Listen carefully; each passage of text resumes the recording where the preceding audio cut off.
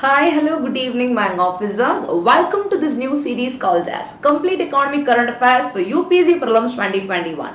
This is Nisha Nujumudeen, your educator at Unacademy, an expert in economy, current affairs and MCQs. So now in today's class, we'll be dealing with part 5 of the same economy current affairs MCQs, the economy current affairs series, not the MCQs, the current affairs series. So taking a lot of MCQ classes for you people always. The so-called MCQ comes to me actually, So now as you all know guys, this is not just an economy current affairs series as a whole. Rather, the most important exam-oriented economy hit list topics will be discussed in a quick, short and crisp manner. So you can find the 360-degree coverage of the most important concepts in a very simplified manner. Instead of studying, let's say 20 points, let's study only 5 solid points. Matlab the 5 solid keywords which will enable you to derive another extra 15 points and thereby make it 20 points. Clear? And all the handy notes will also be given to you with regard to the classes. Clear? Yes, Vishal. Yes, Shiv Kumar. How are you all? Yes, Kriti. Good evening. Where are the others? I think people are slowly joining. This has got the notifications, if I'm not wrong. Perfect. So just in a gap of let's say 30 minutes, let's quickly have a look into the most important topics pertaining to the economy current affairs for the day. So before that guys, as you all know, regarding my profile, I'm one of Unacademy's top educator, handling a lot of batch courses, and to find the links of my classes, be it free class or plus class, you can just click on the link given below the description box. It will take you to my Unacademy profile, and also the free class links. You have one single link called as special class link, and also my referral code Nisha IAS Live, that is indeed given there. Clear? So you can just use this code for the free class or plus class and make sure that you are gaining the maximum out of these sessions. Clear?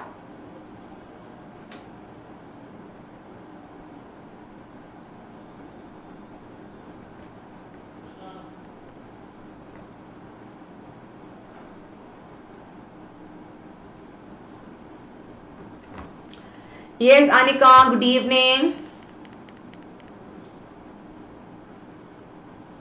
Okay. So here we go, my young officers. Apart from that, you can just go through the other details of the classes and the plus classes. Towards the end, I'll explain to you regarding subscription. But just keep one thing in mind. Whether free or plus class, the code Nisha IAS Live will give you an extra discount of 10%. At the same time, it will also give you access to all the free special live classes. So here we go, my young officers, all ready to study economics through everyday stories around the world. Indeed, you should be very much ready. I'm telling you this. Come on, how's Josh? Yes, team Imao, good evening. Yeah.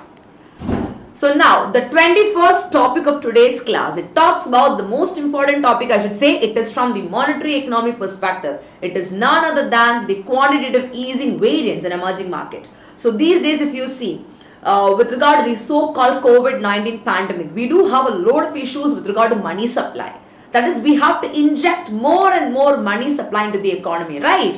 So now, though we have the traditional instruments of monetary policy, which is used by RBI to control the money supply, to inject money supply or whatever, many a times your CRR, your SLR, your repo rate, reverse repo rate, all these things are not working fine.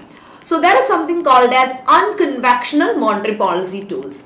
So under unconventional, or let's say traditional monetary non-traditional monetary policy tools, you have two tools called as QE, that is quantitative easing, and the next one is helicopter money. You remember in yesterday's class, I discussed with you regarding helicopter money. So this is a continuation of the same thing. So today we will be studying about another unconventional monetary policy tool in the context of quantitative easing. Clear? So thus, if you see why we are studying this particular context today is because the so-called corona-led market, I can tell you, it has hit the entire developing economies, exclusively a country, India, hard to a greater extent. So now, don't you think so? In order to combat an economic pain, from the so-called pandemic, a lot of emerging market, including India, guys, they have adopted. Okay, for the so-called quantitative easing, you can just see a dozen of emerging market. And what is QE, guys? Let's quickly have a look into it. If you see, it is a form of unconventional monetary policy tool through which the central bank of your country, that is RBI, what do? They start purchasing long-term securities. that too from the open market. So now let's say for example, when the RBI is purchasing from the open market, what happens? Money is flowing from the RBI to the open market. Don't you think so? Which means money is getting pumped, or let's say injected into the economy. So automatically the money supply increases, and also it will encourage lending and investment. When there is money supply only, even the banks will be able to lend, and also people will be interested to invest as well. So this so-called quantitative easing is exclusively with the sole objective of increasing money supply. Clear? So now the whole difference between quantitative easing and helicopter money, which you studied is that the objective is same for injecting money supply. Now quantitative easing is done via purchase of long-term securities from the open market by the RBI. Whereas helicopter money, that is not the case. Printing of currencies and then distributing among the general public. Why the helicopter? Matlab, it appears to be quite absurd at times, but then that is also a resort. The last resort the government does when there is no other go. So these are the two important things. Clear? Yes, Shivapandi, good evening. Hi, Priya. And now doing all these things, what happened? It also expands our country, India, with regard to our central bank or RBI's balance sheet as well. So this is called as QE. In this pandemic situation, I can tell you that the current affairs of this is 12 plus economies. Let's say a dozen of emerging markets, including India, was opting for the so-called, QE to increase the money supply, because that was indeed a demand or need, right? So now tell me, what are the steps taken by RBI to increase money supply during COVID? Point number 1, Operation Twist. Actually, Operation Twist is one such things, guys, which was adopted by the Federal Reserve Bank, which is the central bank of US, I can say. That was again adopted by a country, India as well. Then reducing the repo and reverse repo rate. They are again the quantitative instruments of monetary policy credit control. What is repo rate? The rate at which the commercial banks will borrow from RBI. Reverse repo is what? The opposite, where the RBI will borrow from commercial bank. So when you keep these rates less, it's quite interesting, or let's say it's quite useful for the economy to have a better money supply. Then loan moratorium, that is extension period. That is also a way in which you can boost the money supply. Then reduction of your cash reserve ratio, which is another reserve ratio of the monetary policy guys to control money supply or to inject money supply. So they'll reduce it. That is when the CRR, let me tell you, the amount of reserve the commercial bank have to keep with the RBI. When that is less, automatically more money will be left with the hands of these commercial banks, like your State Bank, your Canara Bank, your Indian Bank, or whatever it is. Clear?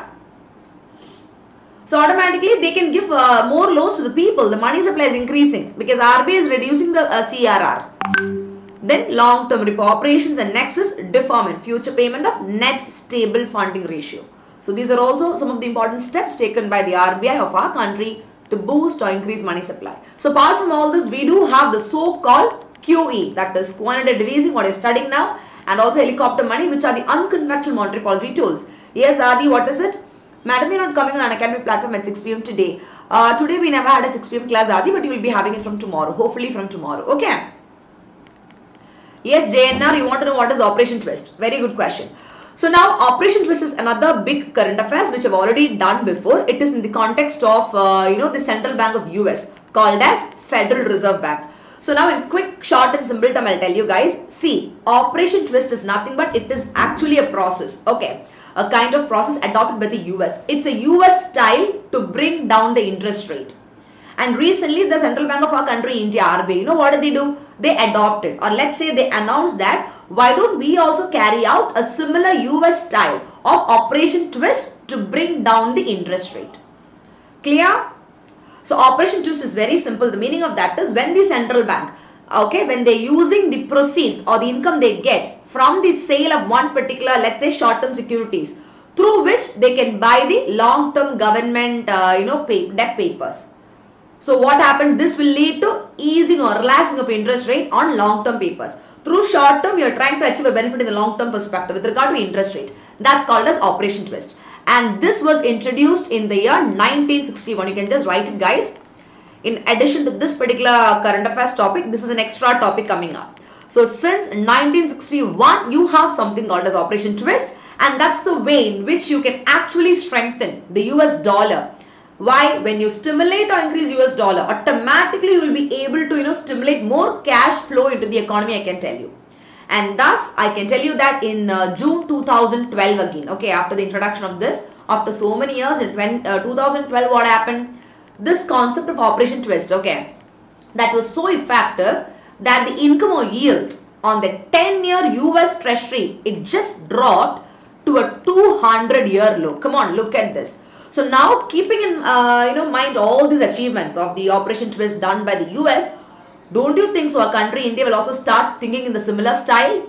And yes, in the very similar fashion, recently if you see in the year 2020 only, 1920, RBI said, let's go and adopt the US style of Operation Twist. Why? In one word, just because they want to bring down or reduce the interest rate. Clear?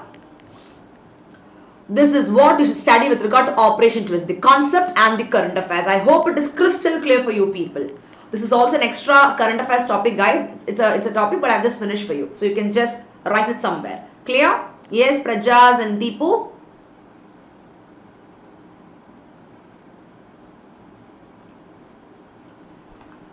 Now,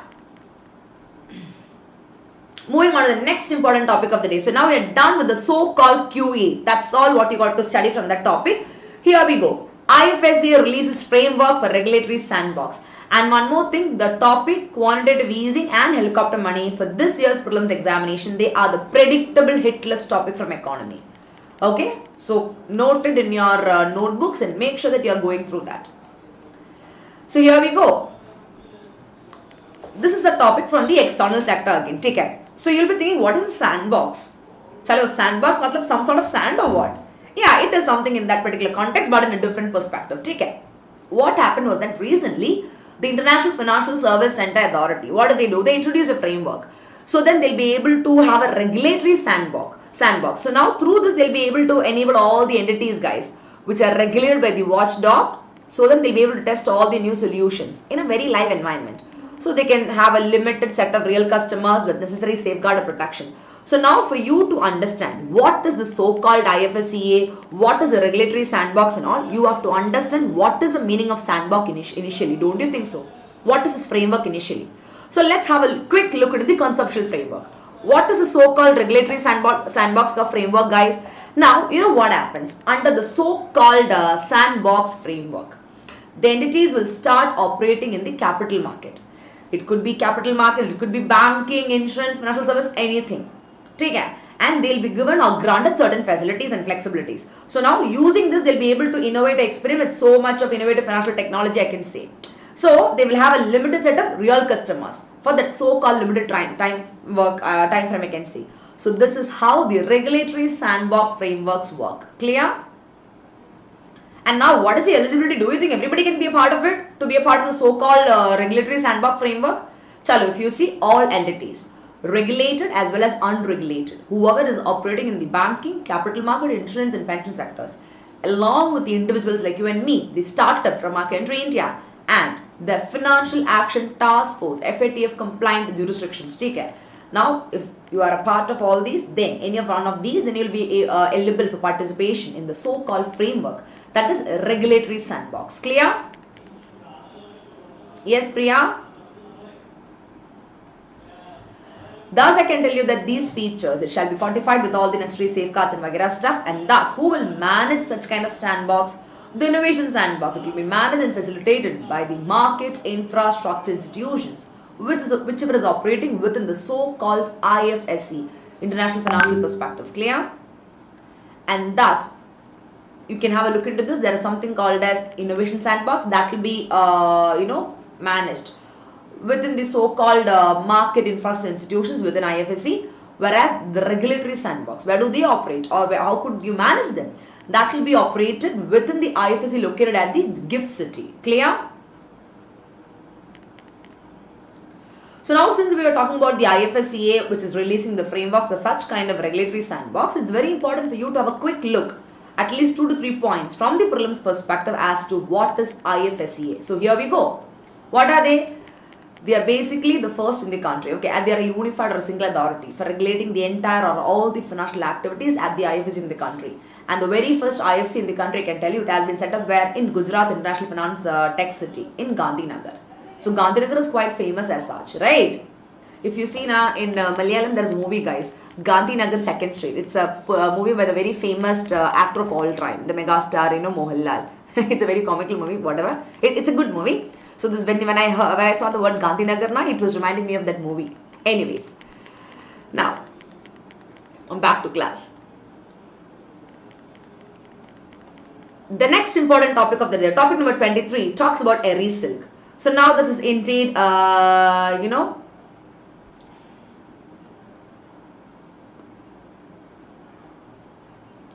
interesting topic from agriculture, I can say. So eri silk. So you know that India is a country where all the women, especially if you see, I am a sari lover, guys, you won't believe. मैं बहुत पसंद है साड़ी का, मतलब Kanjeevaram sarees, the silk sarees and all. ठीक है. And now this eri silk is something which is added up to the list, I can say. Anyways, back to class. So now the current affairs of this particular topic is the state government of Assam from Northeast. They have decided to provide clothes made of eri to grade 4 employees. So in this particular contextually, we're going to study this topic. So now, what is this eri silk all about, and why would they actually talk about the eri silk, guys? And then why would you give to the grade 4 employees? There should be something in it, don't you think so? Some speciality. So let's have a quick look into what is this eri silk all about. So here we go. Now the word eri. Okay, in Malayalam, in my language, if you see eri is what, eri matlab throw karo na yaar, you say na? Ha, but that is not the eri over here. I mean, the word eri is inspired from the Assami word, ira, which means caster. And this is one of the purest form of silk, I can tell you. This eri silk, that is a true and genuine product of the so-called worm. And the worm is called as Samia cynthiarxini. That name, the worm is like that. Okay, it's a very, very purest form of silk. And now, this kind of silk worm, okay, you can find them only in India. They are only domesticated silk produced in our country, India. And this process, okay, the most important thing is, it does not even involve killing any of the silkworm. And now you can even connect this to Gandhiji in the context of Ahimsa. That is, they are calling this silk as eri silk. Okay. And there is another name as such called as Ahimsa silk or fabric of peace, because you're not killing the silk, so the silkworm. So you'll be thinking like, ma'am, how could this happen? That is the so-called specialty of eri silk. Yeah? That's why it gained a lot of popularity. So normally, what is sericulture? You will you will do the sericulture, you'll grow the worms, you'll have to kill them to get the silk. No doubt in that. But then you see, it is eco-friendly. See what all inventions are coming.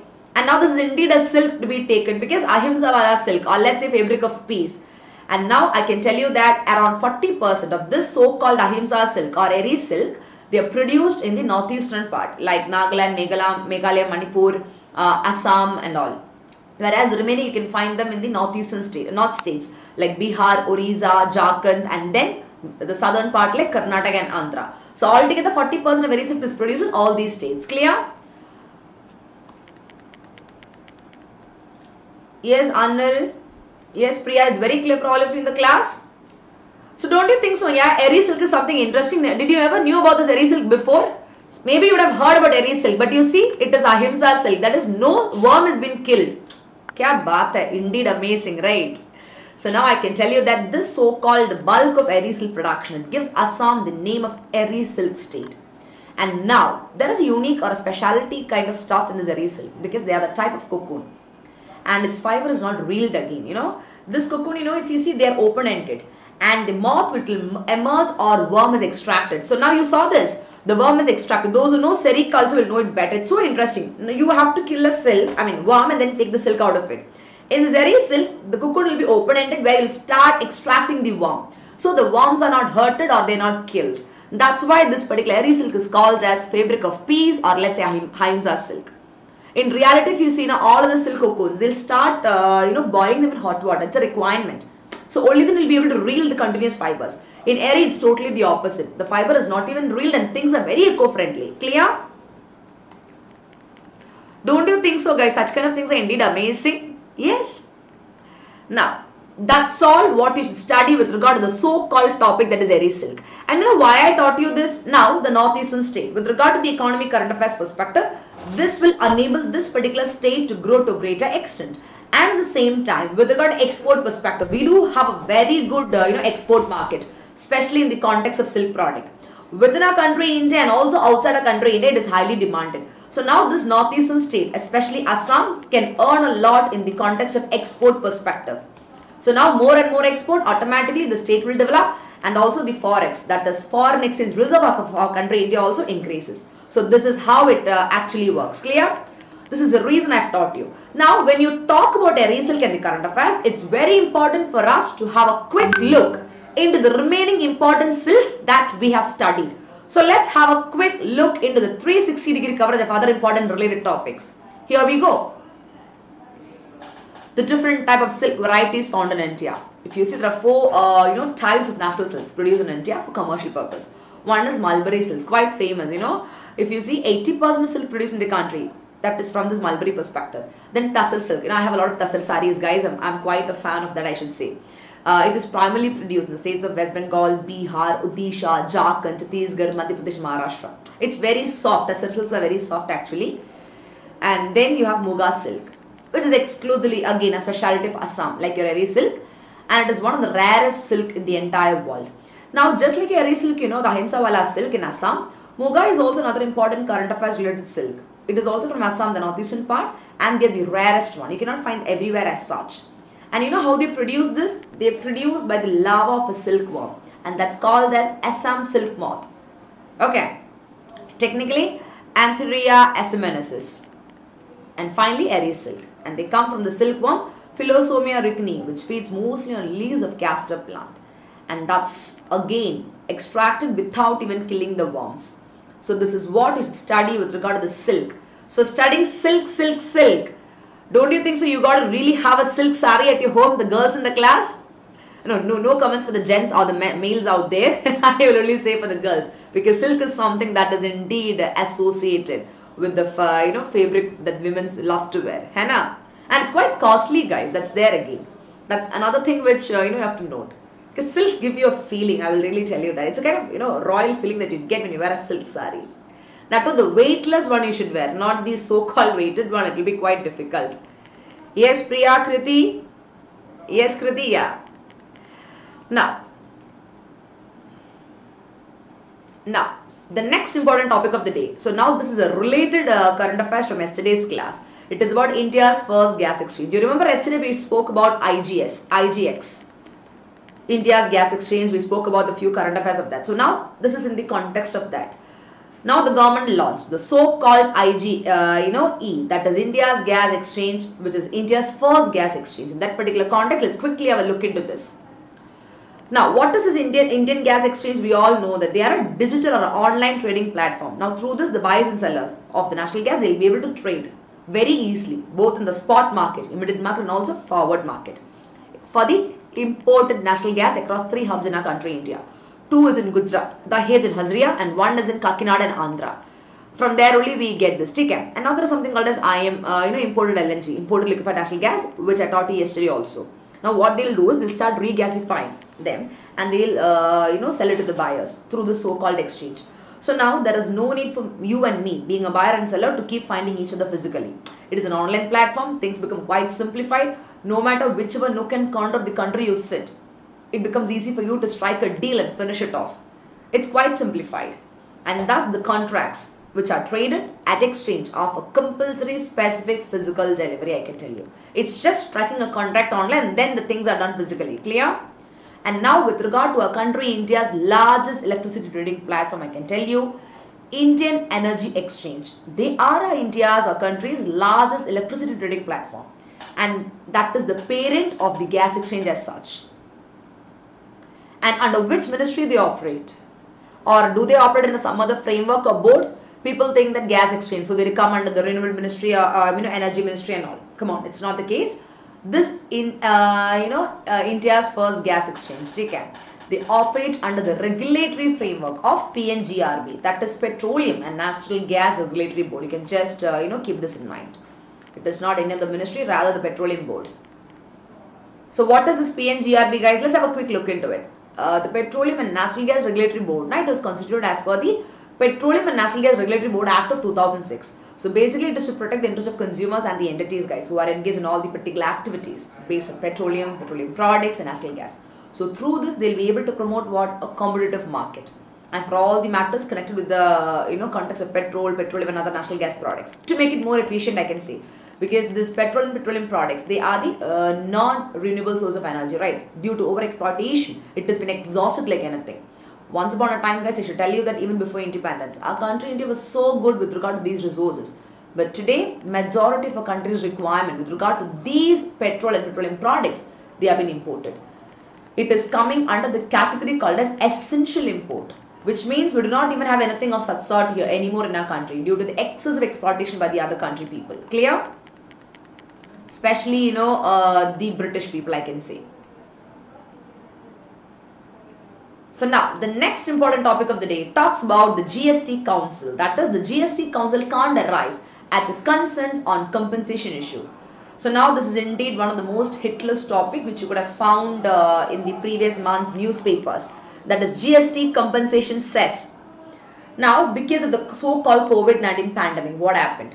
A lot of state governments, they were unable to earn the revenue via the GST, goods and service tax, indirect tax, guys, as per what they expected. So the revenue of state government totally came down. Don't you think so? So now, when GST was put forward, there was an agreement made between the central government and the state governments, telling that, chalo, if you are unable to meet up the expected target, or let's say if it is like 14%, less than 14% income you get via GST, then we will give a compensation. But that was not happening. So that was again a controversial thing that popped up. So in that particular context, from the subject area public finance, we have this topic. And thus, even after continuous meetings, I can tell you that the so-called council, GST council, they're different from GST, guys. GST is goods and service tax, the one single umbrella of all the indirect taxes. Whereas GST council is the council that takes all the decisions pertaining to what should be the rate of each indirect taxes taken. So now this council, they couldn't even arrive at a conclusion, I can tell you, with regard to what? The so-called compensation issue. And by the way, what is compensation issue, guys? Here in October last year, 2020, I can tell you, payments to states were delayed. And they were not even getting the so-called compensation as promised by the central government. So now, under GST Compensation to States Act of 2017, the state was literally guaranteed that they will receive a payment for any loss of revenue in the first 5 years after the implementation of GST, which means that since 2017, you have GST implementation. So, 17, 18, 19, 20, 21, you still have time. In the context that state government can still claim to the central government to give them a compensation, because this time the revenue was below 14% for them. It was not even meeting their target. So, in that particular contextually, this issue was revolving. Clear? So, you see, till 2022, states have been promised compensation for any revenue shortfall in case if they go below 14% since the rollout of GST in 2017. Now let's quickly have a look into the so-called conceptual, or let's say static perspective of this particular topic. What is GST Council all about? Are they autonomous, independent, or statutory? Definitely no. They are a constitutional body. So the keyword autonomous, statutory, independent, all these are the confusing or tricky keywords that UPSC will give you. So better be careful. And now a council can never be a statutory body, because the keyword is that when some organization is an authority or a commission, the keyword authority and commission, they are highly connected to the keyword what? Statutory. Whereas council cannot be a statutory perspective. Yes, JNR, what is it? What will happen if it goes below 14% after 2022? They will do some sort of extension JNR. Right now, when the state governments are not even able to get so much of revenue, the central government is not compensating them, saying that the pandemic has affected the entire country. So nowhere they have money they are claiming. So now they have to find a way for it. No other go. Now right now they're giving clues. Excuses and other things and stuffs like that.